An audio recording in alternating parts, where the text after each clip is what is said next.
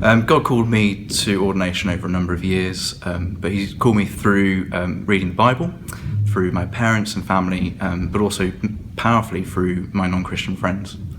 So when I was at university, a friend of mine who would consider himself a non-Christian, an atheist, never been to church before, and he said if I was leading a church, he would go to it. So here I am, and I'm going to take him up on his offer. The first time was during a period of my life in which I was self-employed in London in the photographic industry, and there was a time when I didn't have a lot of work, and I was at home making myself busy filling in forms, and one day a thought entered my mind that was different to whatever I was thinking about at the time, and the thought was, how about coming to work for the church? And that thought was so at odds with whatever else I was thinking at the time that I decided that perhaps that was God, and I started to follow that up.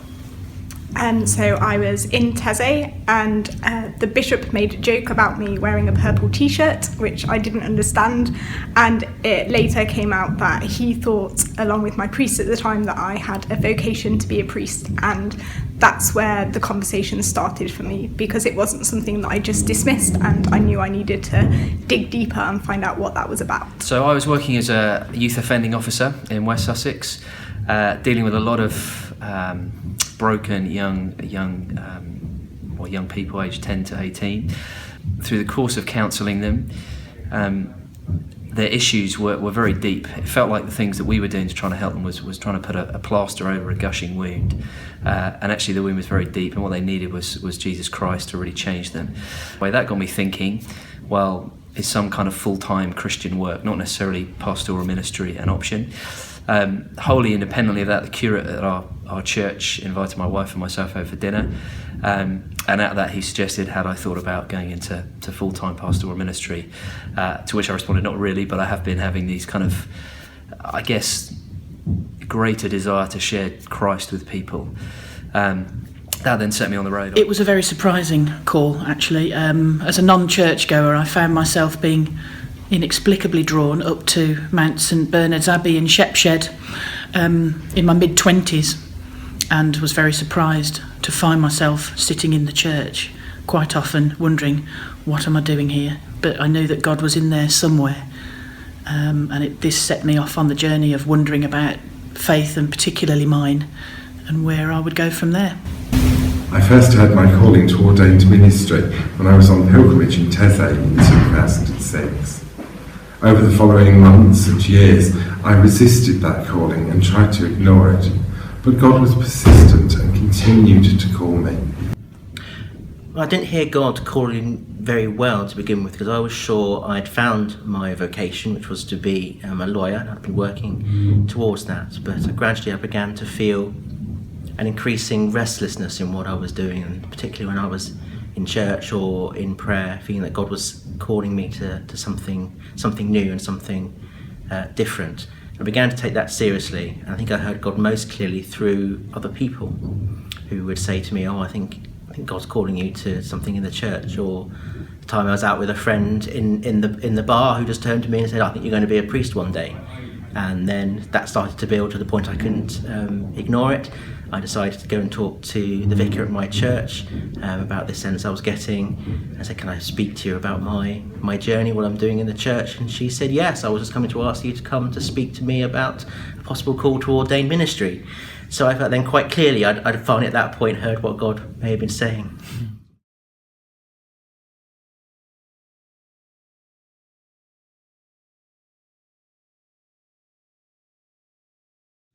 So throughout the process of interviews and discerning and also theological education, I've learned that God is indeed love, and that He's very faithful and provides everything that you need.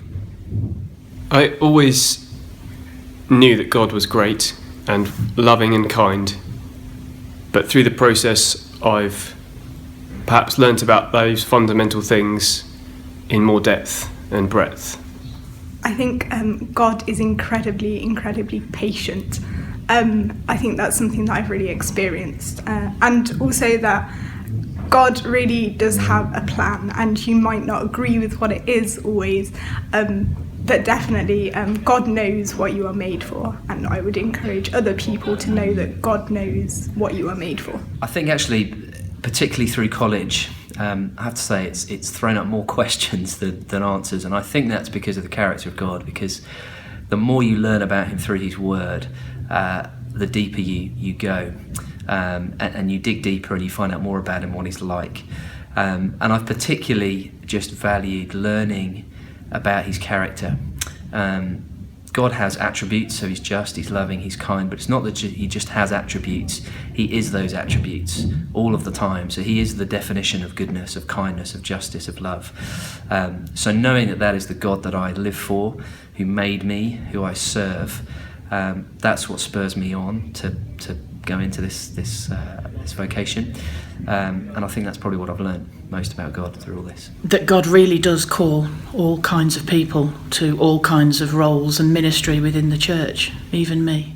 The most important thing I've learned through this process is that God is faithful to those he calls, and that when we trust in him and rely on him, when we follow him, then he has wonderful things in store for us. I think the thing I've learned most about God through this process is God's faithfulness, and how faithful God has been to me on my journey. At various points I felt like I've had to take a step out in faith, like going from one stepping stone to another, not being really able to see where I'm going until I've landed and looked back and see the path that I've taken. And God has not let me down at any point. I've had to make some sacrifices, some big changes in life which have been quite scary at times, but God has always been there, and God has always led me through on every step of the way. And so that's taught me a great deal about God's faithfulness and learning to put my trust in God as part of this process.